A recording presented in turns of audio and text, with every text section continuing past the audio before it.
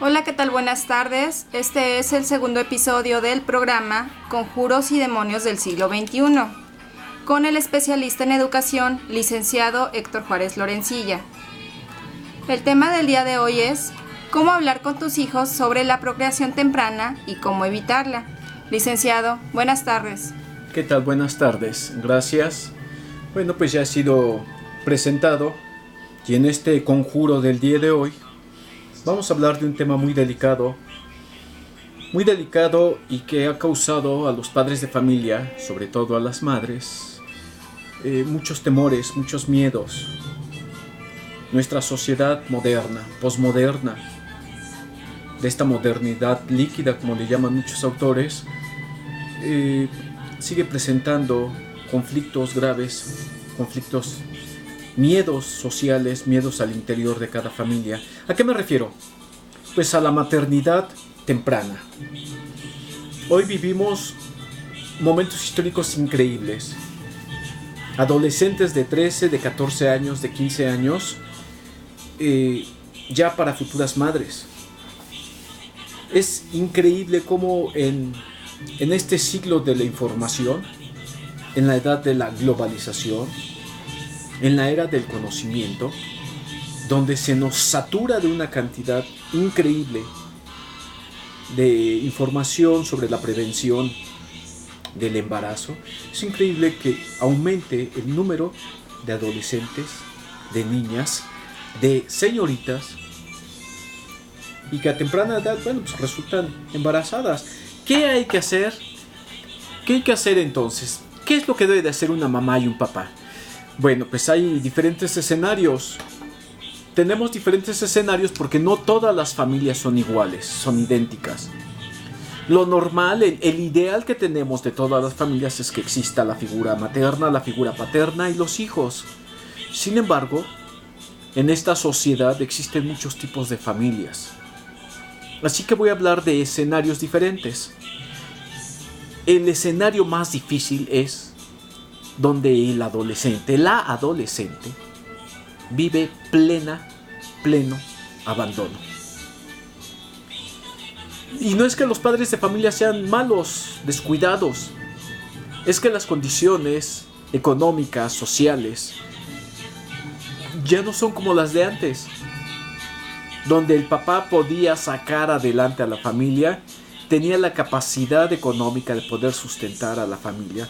Hoy en día ya no es posible esto, entonces papá y mamá tienen que salir a trabajar. Abandonan a los hijos. Imagínense, si ese escenario es difícil, donde papá y mamá salen a trabajar y dejan a los hijos, imagínense este otro escenario donde solamente existe una autoridad, la figura materna, donde la mamá tiene que hacer las veces de mamá y de papá. No existe la figura paterna.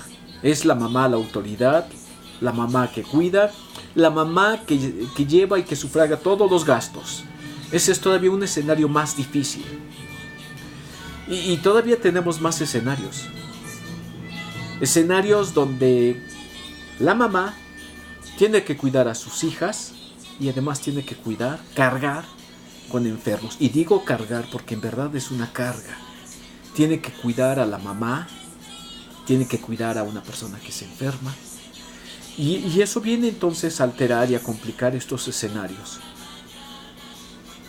Esto no significa tampoco, por otra parte, que este tipo de familias estén condenadas a que sus hijas resulten con un embarazo. No, solamente digo que es un escenario mucho más complicado, porque como no existe la autoridad que vigile, que le dé monitoreo a qué es lo que hacen los hijos, las hijas en este caso, pues eso facilita que de manera irremediable las niñas salgan a la calle y bueno, se dé una serie de situaciones que posteriormente se lamenta uno, porque es terminar con la familia, terminar con muchas cosas y todo ese pequeño equilibrio que apenas se busca, donde la mamá y el papá, o la mamá trata de solventar, se rompe. Tengo conocimiento de casos donde la mamá y la hija, de repente la hija llega y, mamá, pues ¿qué crees? Pues resulta ser que ya voy a ser mamá. Y bueno, el caso más drástico es que el joven, el padre, pues no tiene casa, no tiene trabajo, no tiene estudios. Y bueno, la madre entonces asimila la carga de 2 hijos. No es únicamente de la hija, sino que le dice al chico, pues bueno, pues vente para acá. Y es el hijo, la hija y el nuevo nieto que viene. Así que son diferentes escenarios.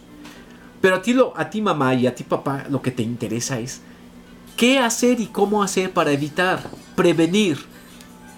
Lo primero que vamos a hablar es de la prevención. Ya hablamos de los escenarios, que pueden ser más todavía, muy complejos. Pero ahora voy a hablar de la prevención.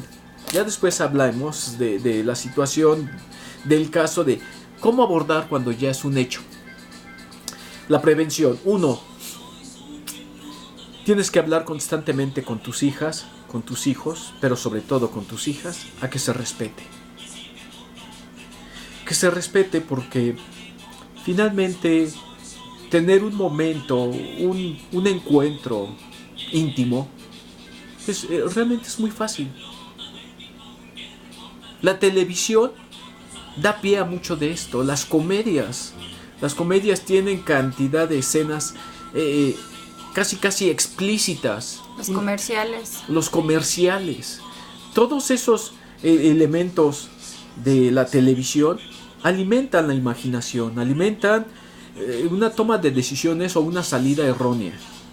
Los programas que parece ser que son educativos y que previenen, llámese una Rosa de Guadalupe o llámese como dice el dicho, esos programas más que preventivos son programas que indican el camino.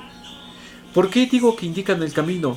Pues porque las personas no se educan con un solo momento, con una sola palabra, sino ahorita este video no tendría caso. Las personas tienden a lo prohibido. Lo que más se prohíbe es lo que más buscan, cuando lo correcto es el diálogo permanente, la apertura tal cual. Miren, me he encontrado con madres de familia que sobre temas de sexualidad no pueden abordarlos.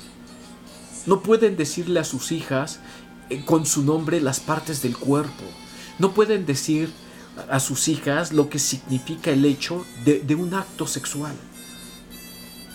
Porque pues estamos todavía maniatados a un conservadurismo, a una tradición, a un costumbrismo terrible.